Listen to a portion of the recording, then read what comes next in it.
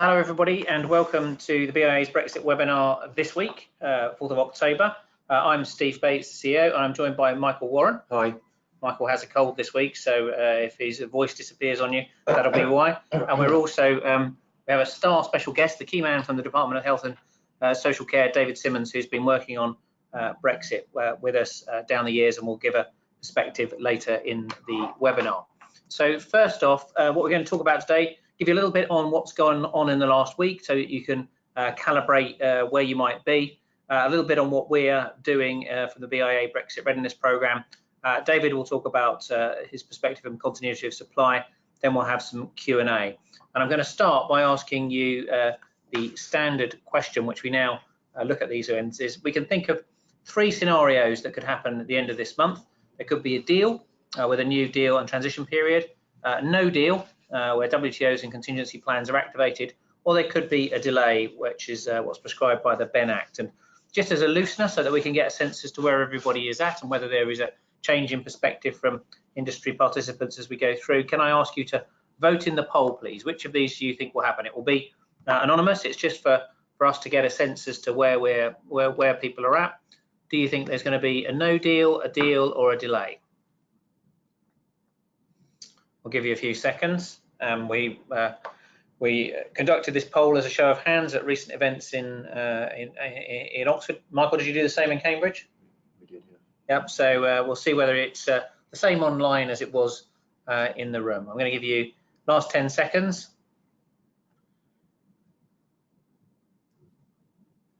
Okay, so the results of that, thank you very much for those of you who voted, and I think we can see is 20% say that there's going to be no deal, 7% say Brexit with a deal, 73% think there's going to be a delay with no Brexit yet at the end of the month. So I think that's broadly in line with what we saw last week and broadly in line with the mix in the room I saw in Oxford yesterday.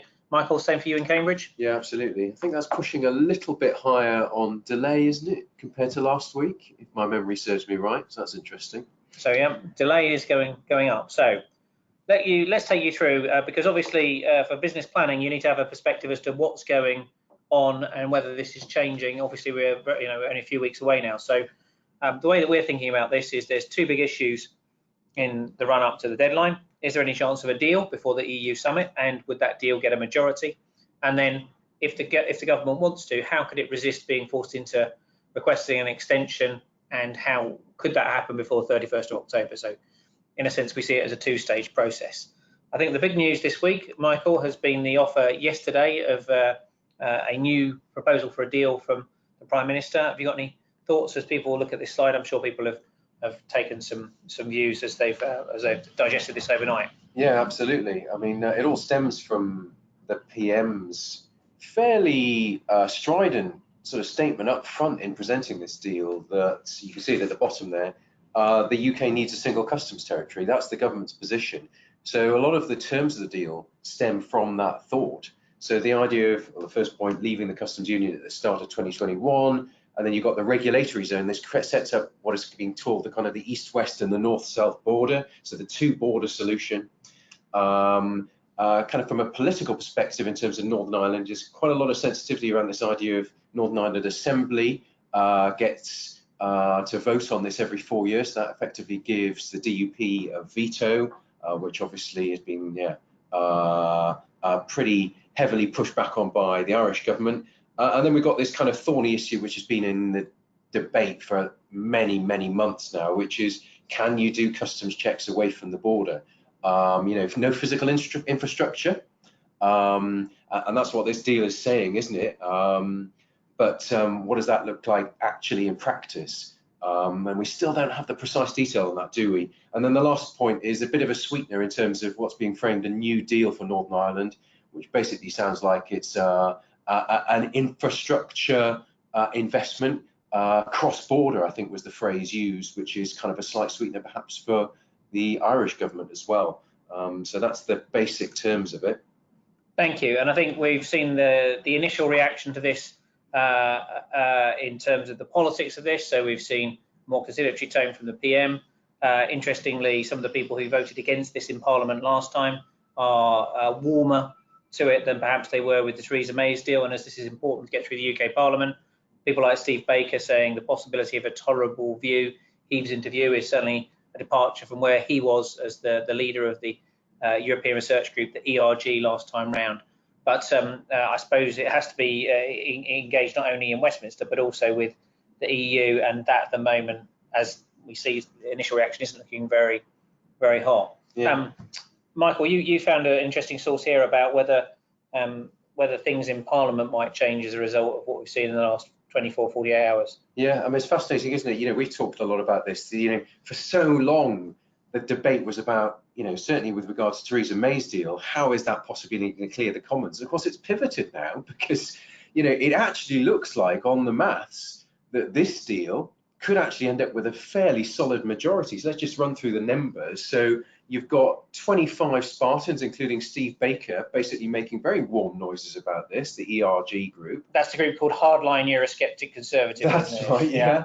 And then you've got the independent Conservatives, the ones for whom the whip was withdrawn for voting against the government on what was considered a confidence matter. So that includes people like, you know, Greg Clark, ex-Secretary of State for Department for Business, also making warm noises in the Commons debate. And then you've got the magic support of a small number of Labour Brexit supporting MPs. So you've got people like, you know, Kevin Barron, Caroline Flint, Jim Fitzpatrick, and it looks likely they might vote for it as well. So that could add up to, according to the FT's reckoning here, to a majority of about 9. So as you say, Steve, this really now becomes perhaps more of an issue for the first time in a hell of a long time, more of an issue about the EU side, doesn't it? So yeah, so thank you. I think that gives us a good sense. But you're right that, you know, if we're sitting here as industry, is this deal going to be done? And we think it might get through Westminster. I think it's important that we look at some of the thoughts that come from the Commission, the Irish government, and some of the European Parliament. And these are far more nuanced. They're not saying no, but they're not saying yippee, I think would be the summary on this. Yeah, just to pivot back quickly to the parliamentary arithmetic, of course, that's based on the deal that the PM has tabled. So if, as looks possible, you know, the PM's now talking about this as a sort of a broad landing zone, the deal comes back in a slightly different shape. There's no guarantee that people like Mark Francois and Steve Baker would still say yes to it at that point. So it's kind of moving, it's like being passed backwards and forwards, isn't it?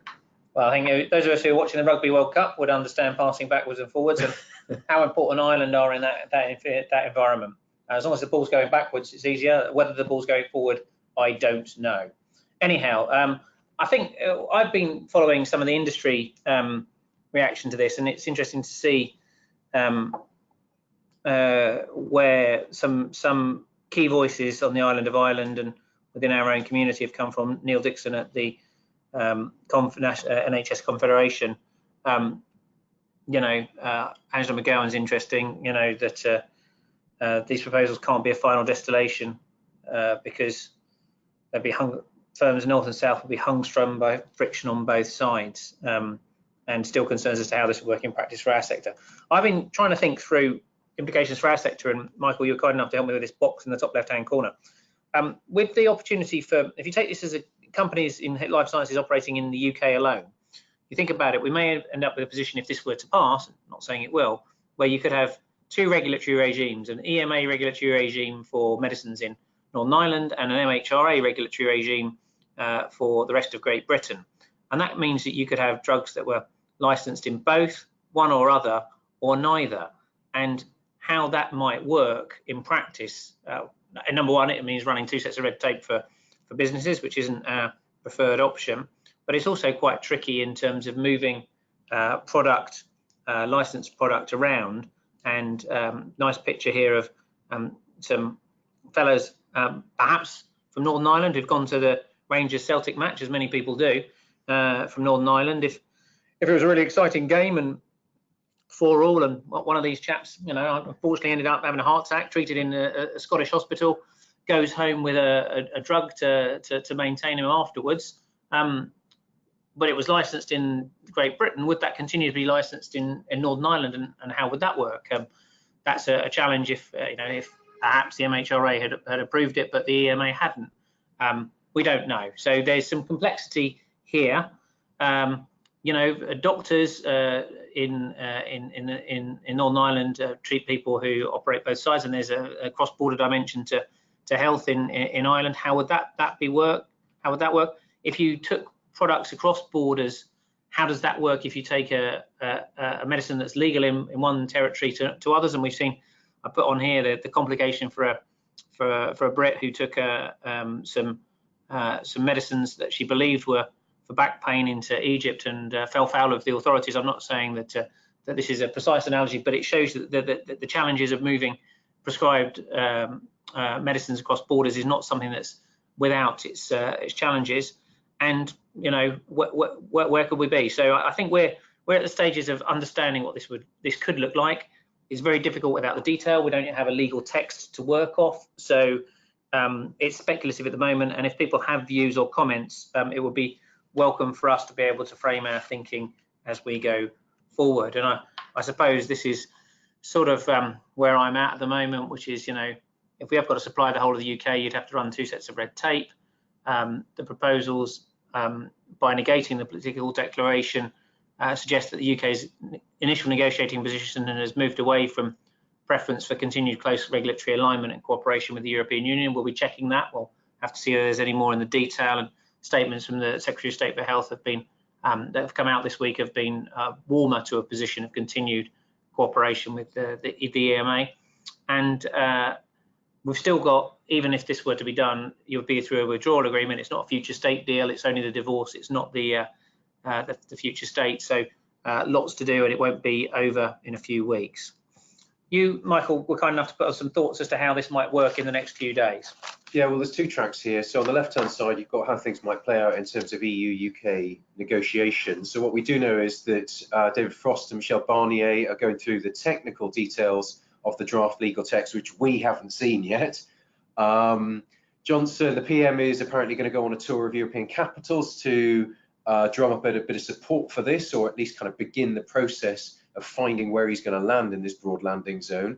We just heard out of the EU ambassadors' discussions last night, something which suggested that the EU are giving the UK a week to come up with a better offer, given that, on the EU side, they've said this isn't the basis for a deal, and there needs to be further compromise on the UK side.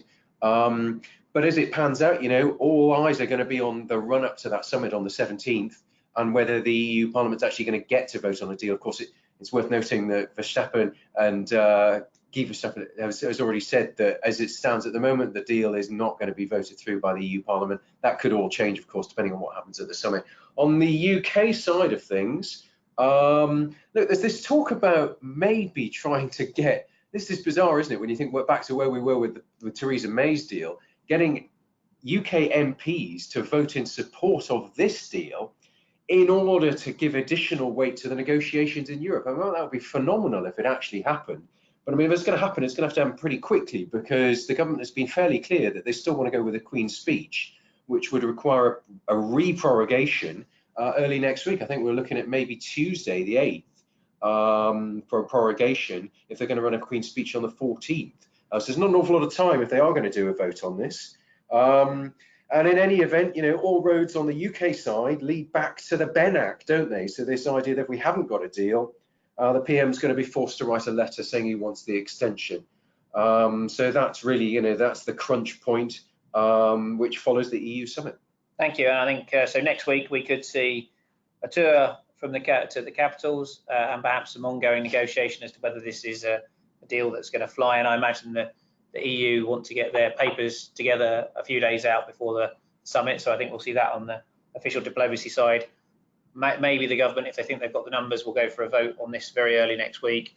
And then we see a prorogation in Parliament. And those are sort of the bits ahead of a Queen's speech, possibly Monday week, which would be when Parliament would come back. So we don't think a short prorogation would be challenged in the courts, because that's standard and business. Isn't it the case that they've actually taken unofficial soundings from the Supreme Court about their plan, as I understand it anyway?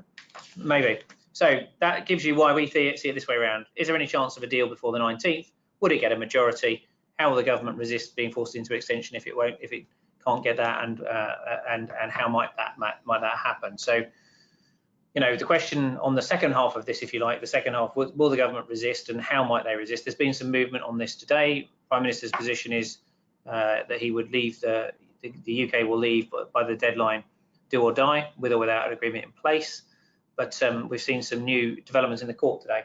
Yeah, highest court in Scotland, papers have been lodged in that case. So this is really trying to kind of so this case is about trying to kind of nail down the fact that the government has to comply even ahead of it not complying. It's kind of really quite unprecedented from a legal point of view, but apparently they can do it.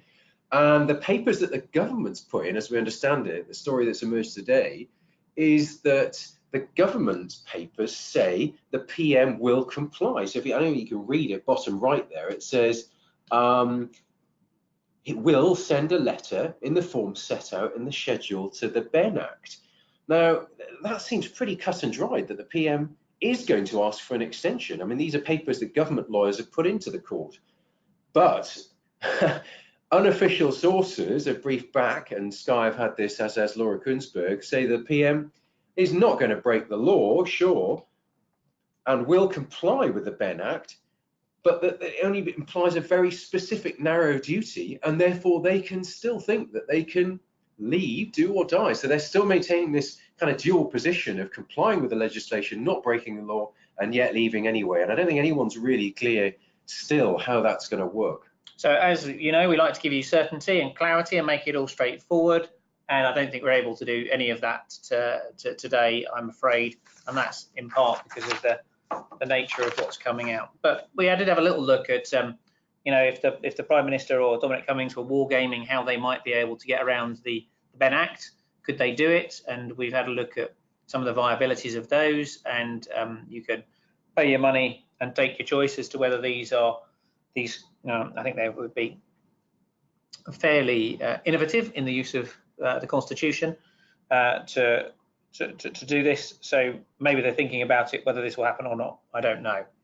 A couple of points really on the framing of this. So for the EU, as they go into this process in the next few weeks, do they compromise on what they say is important to them to get Brexit done? But that gives them real challenges about how the EU functions, and particularly if it's not secured backing of MPs, they might be where they were with Theresa May's deal. Or do they hold out and hope for a better alternative during the extension, but could that lead to general election, a different deal, their own challenges about how the commission's functioned, who becomes commissioners, budgets, or a second referendum? I think the government are keen to sort of frame the discussion for MPs in terms of, vote for deal or vote for no deal, and that's the choices that you've got. And if they get warm noises from the EU, they might see if they can do this and set it out that way around and say it's the last chance to do it. And you can see that really, in a sense, Parliament or the opposition are trying to say, well, actually the position is delay if there isn't a deal, and therefore if the choice is between delay and no deal, don't risk the economic challenges of no deal. So who knows where it will go, but that's sort of how we see the framing. And if you like, the Remain Alliance, the people in Parliament who came together to put BEN Act together, there hasn't been a no confidence vote leading to a general election. There's no government of national unity obviously formed. There's no changes to the BEN Act seen this week, which we were talked about for the last few days. So not much activity with regard to that. And does that suggest that there's not a consensus as to how to move it forward from that side?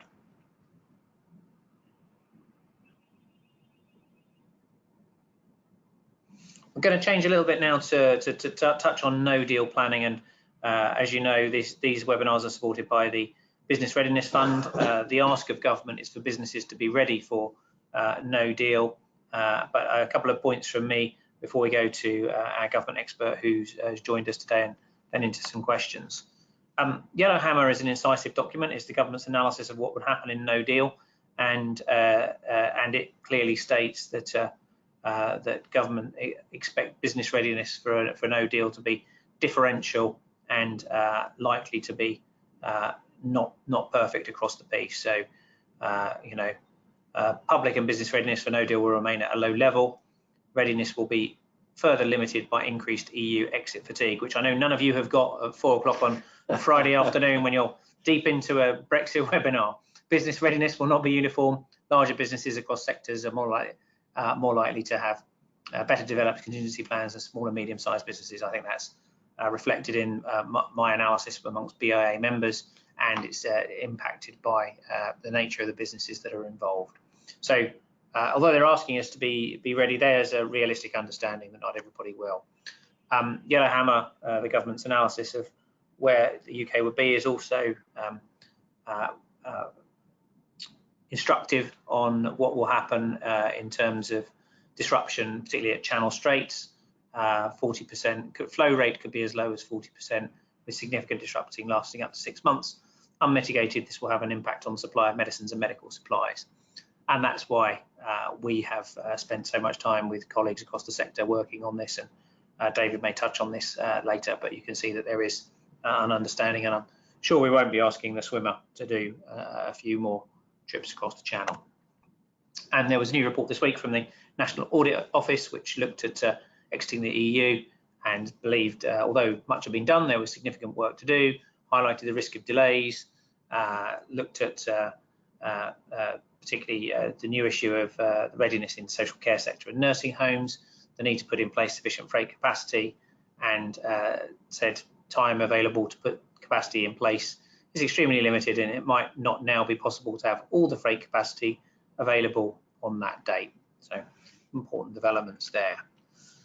Another thing we've seen, just for information this week, is you've seen the government act on industry advice to address shortages by restricting parallel export of certain categories of drugs to ensure those supplies are best able to be used for UK patients, and it's another factor we should have in the thinking as we prepare for no deal. So the government, in a sense, has taken a move to disrupt the normal course of business in terms of parallel import-export around concerns around particular groups of medicine, with a new power that was taken very recently. They've actually actioned that this week. The government recommends on no deal that, in simple terms, you focus on these areas. Go to gov.uk for information relevant to your business. Have a look at tariffs your business may face. Look at borders issues, customs and VAT. Make sure you understand what regulations you need to do if you're selling medical products to UK or EEA, and make sure your staff and team are able to continue with the right to work with some new paperwork there. We've been doing events on this week, and I suppose my quick take on this is that there is a prioritization that you can do through this. I think going through the quick 7 questions at the beginning is useful, and many people have found that sort of helping and focus them on what they need to care about. Tariffs is a difficult one, although the tariff rates are published for much of our sector, and much of it is 0 for 0. There is some devil in the detail on certain things that are not finished pharmaceuticals, and of course the EU haven't published their tariffs, and it's one of the things that could potentially change. We've seen the impact of tariffs this week in general, the EU tariffs and the US in relation to aerospace and whiskey, and the impact that's had on share prices. These can be important, but I think it's a difficult one to do much about. There is a document there, but it could change, and you don't know the EU side of it. If you're going across the border, the new stuff there and the HMRC's information on this is important. I think this is probably the most important one at the moment, because if you've got something turning up at a port, it needs to have the right paperwork, and that paperwork needs to be in the hands of the driver. Logistics businesses, it's their bread and butter to do this, but there is a big change to lots of this, and they do need some things from you, and you probably need to make sure that you've got this sorted.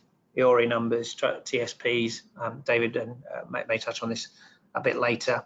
And of course, we are awaiting details of the government procured contingency supply for medicines. Again, I know people are pestering for this. I don't have it at the moment, but I know if you're engaged with the Department of Health's program, they have it front and center as to the things that they're looking to do. Medical regulations, my sense is that the MHRA and the EMA have been pretty detailed about this and how it's going to work, and much of this guidance has been available for many months. It's available on websites.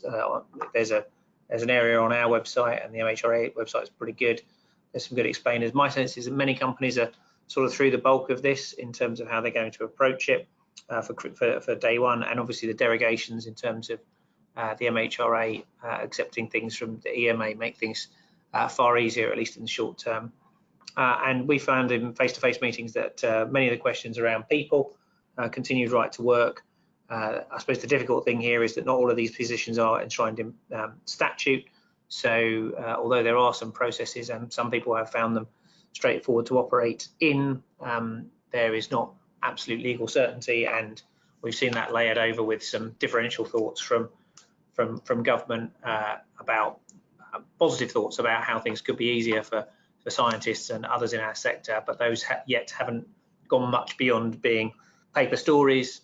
There may be the intent there, but there's not legislation, there's not visa regimes you can go to. So that's a little bit about how we are very rapidly thinking about these.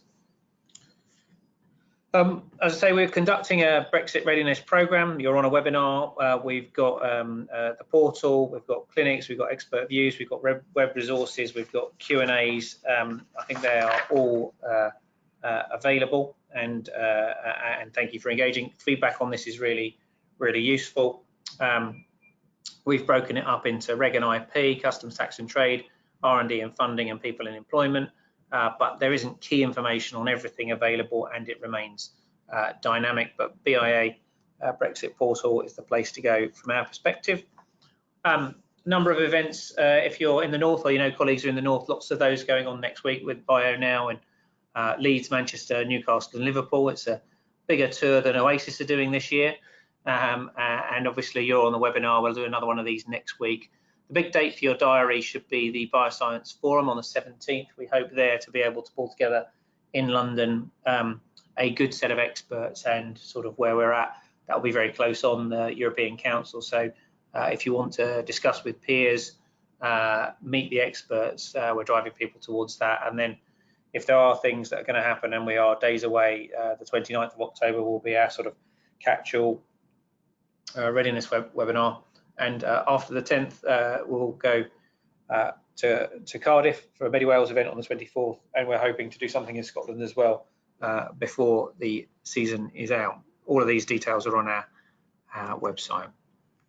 If you've got any thoughts, we really welcome feedback on this and additional clarity where ready. And before I go to David, I'm going to ask you to just do the poll again. So with the magic of technology, please get your fingers on buzzers as we ask you again. Having heard our quick rush through that, has your opinion changed? Do you think we're going to leave with no deal? Do you think we're going to leave with a deal? Or do you think there's going to be a delay? I didn't write down the result last time round. Did anybody write it down? Because I'm going to have to see if it's changed, and that's rather foolish. It was 77, wasn't it? Was it 77? Yeah, 3/4 were delay last time round. I shouldn't say that during your voting, because that will bias the opinion, which I've now done. Do we really care, Steve? Well, we do care a bit. But let's see where you are this time around. I'm going to take 5, 4, 3, 2, 1 in 5, 4, 3, 2, 1. Thank you very much for your time on that. Now we're looking at 16% say no deal, 11% say deal, 74% expecting delay. So that tells you where your colleagues are, and I don't think you've moved much from our mad musings in the last 15 minutes, but I hope you're better in. So, sorry, 20% no deal, 7% deal was the last, was this, sorry. So you have gone a little bit towards Deal. towards deal and delay. Not sure. The statistician in me wonders whether that's a significant shift or not, but it's all interesting insight, isn't it? It's the best we can do at rapid speed. Yeah. Now, before I bring David in, who's got a couple of slides, and I'm going to do one more quiz, and the last quiz poll is this one. And David, I hope you'll find this useful. I'll give you the data before we go. Have you filled in, or have you used the government's 7 questions tool on their gov.uk/Brexit site as part of your business planning for Brexit? And there's no right answer to this, and there's no wrong answer. Yes, no, or I didn't know about it.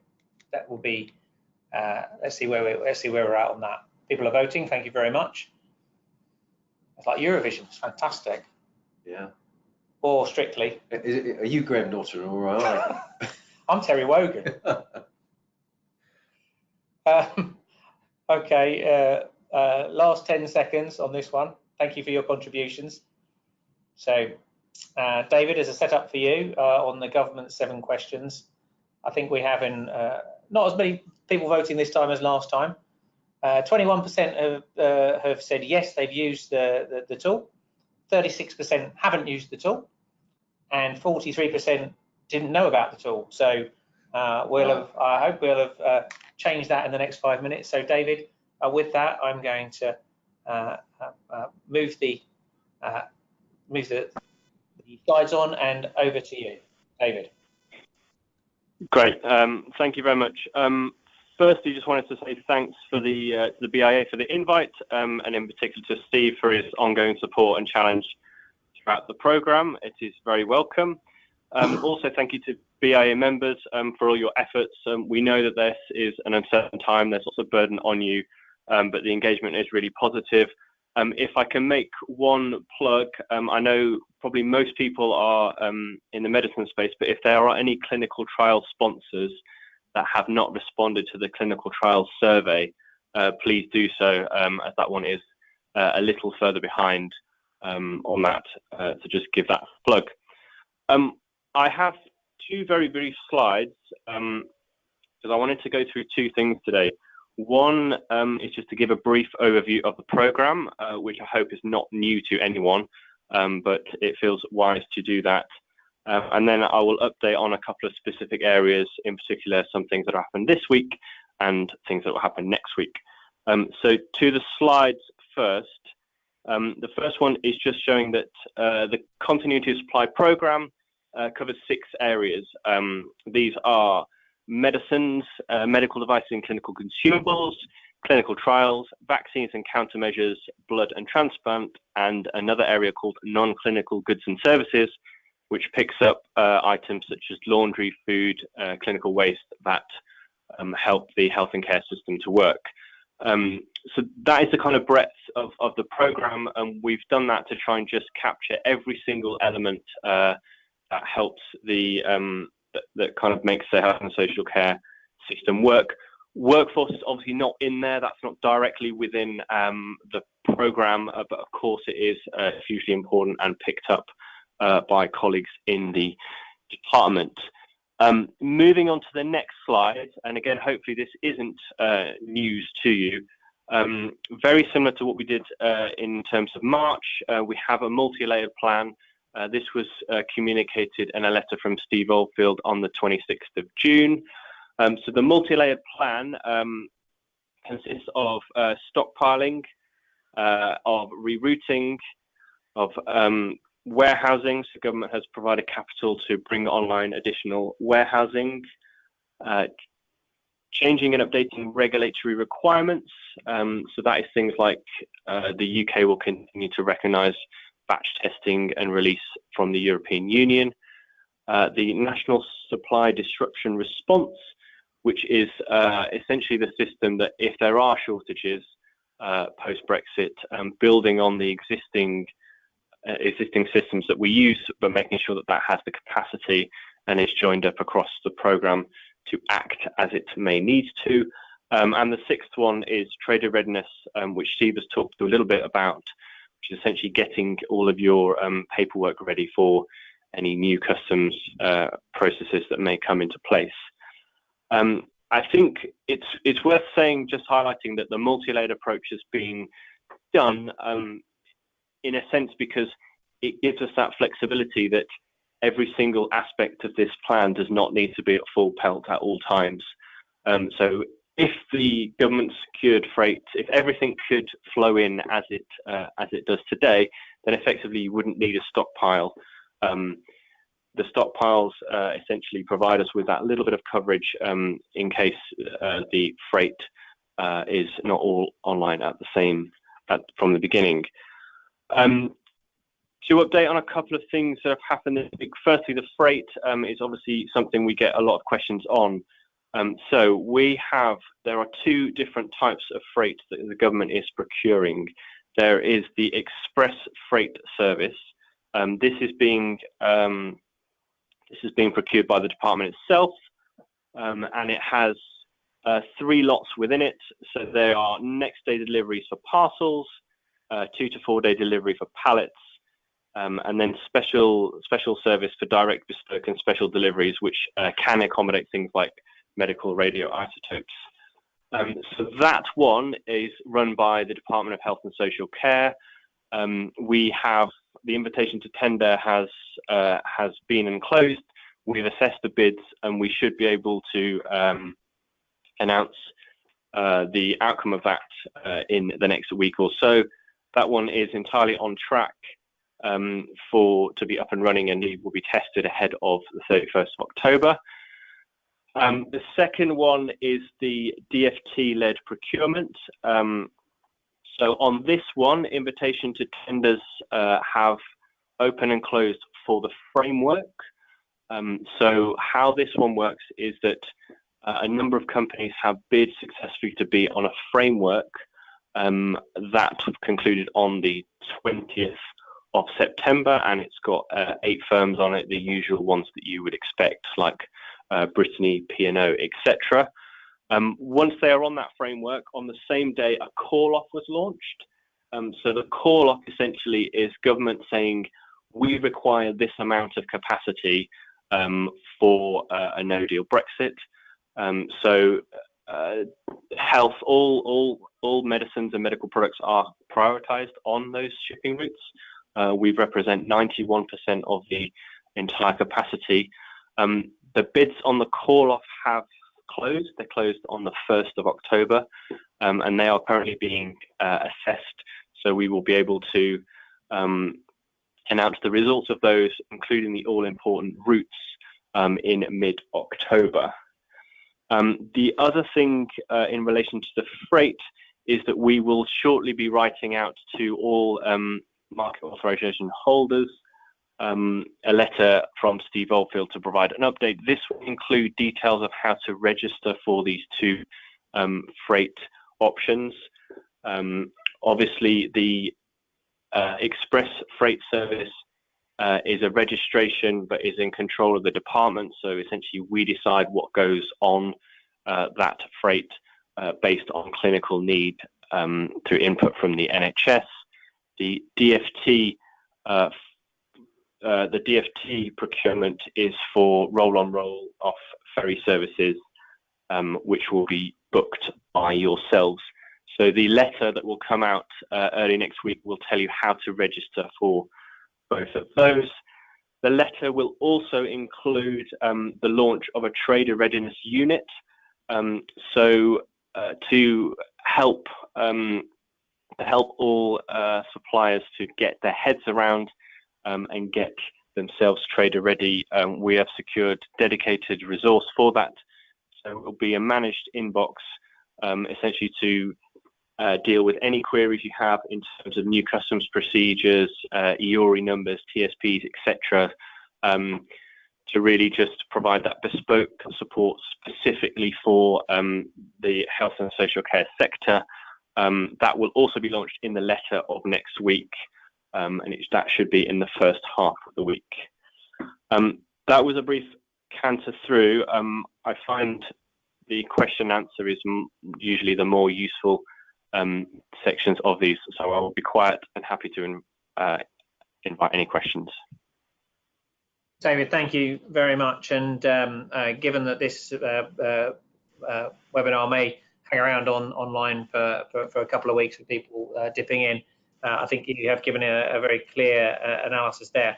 The way I think about this is many companies have engaged already in surveys from the department around access to medicines. It's clear now that basically you'll be invited, if you've been involved in those processes, to be a member of Ferry Club fairly soon. And once you're a member of Ferry Club, you'll then be given details of what ferries are available, and then you can choose to book on them if you want to. Now, we know that that's coming quite close up against the deadline. We've made representations, I think would be the polite term, to government about the challenge that this puts companies under, because it means you've got to do it in very short order if you're trying to get stuff through in the early weeks of November, because if it means a change in routing, it's one thing to roll up to Calais and then get on the next thing, which will go every sort of 10 minutes. It's a different thing if there's two a day and you've got to hit a slot, and that may have implications for drivers, your temperature control and all the rest of it. But I know people are ready and waiting for this. Some companies have already fundamentally moved, but quite a lot, I think, are from anecdotal discussions with BIA members, are waiting for the government procured things to be available. We know that they're coming. We know they're not there yet, but we know that there's steps that companies need to take, i.e. you need to say, yes, I'm interested, please have me on the list for Ferry Club, and then that will give you the capacity to then to book on particular things as they come available. Is that fair, David? Is that sort of a simplistic term? Yes. So registration, instructions on registration will be next week. Then the routes will come out, and then the tickets will become available. Those are the 3 steps over the next few weeks. Thank you. So I'm going to open it up to questions. If people have got questions, please type them in. They can be around trader readiness. They can be around anything you've heard.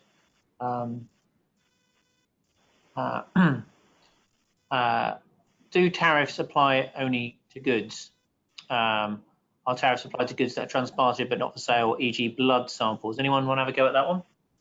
David, have you had that one before?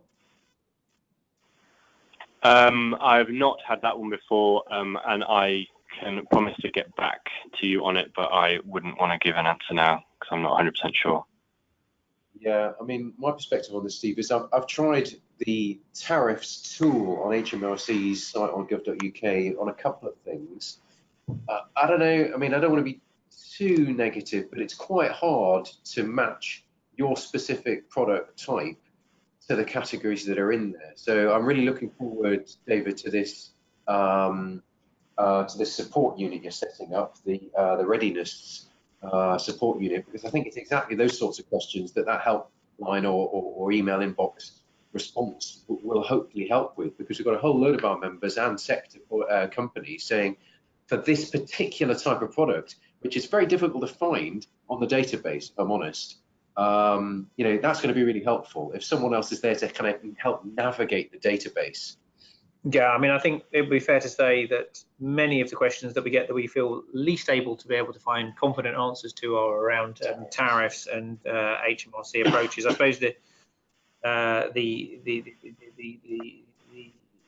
good view here is as I believe it, it's the sort of thing that can be resolved through VAT and customs things, we hope, certainly in terms of into the UK, away from the border, and you'll have a period of time to put those returns in. And of course, we don't yet know how the EU would handle tariffs on the way out. So I think this is an area that you're right to focus on, and I apologise for not being able to give you detail. And I'm not sure whether, David, you think your helpline will be able to do this one, or it's one that will fall more to the HMRC. My guess is it becomes an HMRC matter.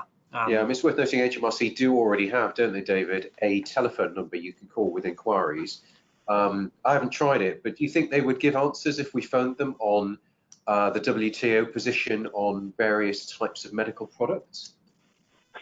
I don't think they would be able to give you that on the phone, but the trader readiness support unit that we're setting up is obviously specific for our sector. So those are the exact type of questions which we hope to be able to provide the answers to.